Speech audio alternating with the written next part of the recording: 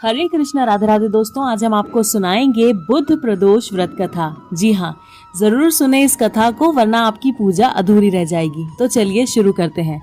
बुधवार के दिन जब भी प्रदोष व्रत आता है तो उसे बुध प्रदोष व्रत के नाम से जाना जाता है।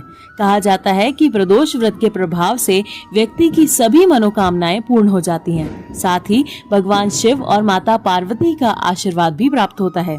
यदि आप प्रदोष व्रत करते हैं और बुध प्रदोष व्रत कथा का पाठ करना है तो चलिए शुरू करते हैं। दोस्तों, यह कथा कुछ इस प्रकार है। प्राचीन काल की एक कथा है।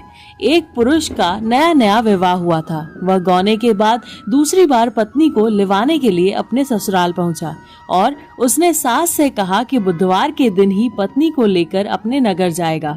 उस पुरुष के सास ससुर ने, साले सालियों ने उसको समझाया कि बुधवार को पत्नी को विदा कराकर ले जाना शुभ नहीं है, लेकिन वह पुरुष अपनी जिद से टस से मस नहीं हुआ। विवश होकर सास ससुर को अपने जमाता और पुत्री को भारी मन से विदा करना पड़ा। पति पत्नी बैलगाड़ी में चले जा रहे थे।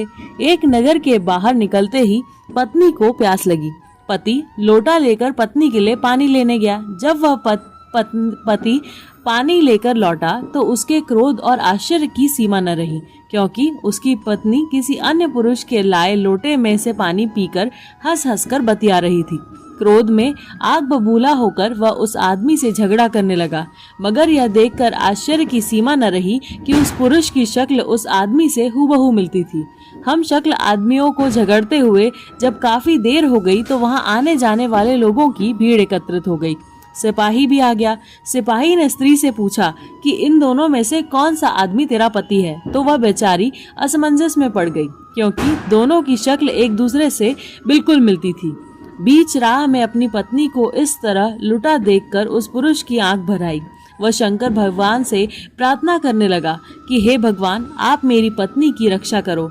मुझसे बड़ी भूल हुई जो मैं बुधवार को पत्नी को विदा करके लाया। भविष्य में ऐसा अपराध कदापि नहीं करूंगा। उसकी वह प्रार्थना जैसे ही पूरी हुई कि दूसरा पुरुष अंतर्ध्यान हो गया और वह पुरुष सकुशल अपनी पत्नी के साथ अपने घर पहुंच गया। उस दिन के बाद पति पत्नी नियम पूर्वक बुधवार प्रदोष का व्रत रखने लगे। बोलो भगवान शिव की जय, बोलो माता पार्वती की जय। दोस्तों, अगर आपको ये कथा अच्छी लगी हो और अगर आपको प्रदोष व्रत की पूरी पूजन विधि जाननी हो तो कृपया हमारे चैनल को जरूर सब्सक्राइब कीजिएगा और इस वीडियो को जरूर लाइक कीजिएगा। राधे राधे।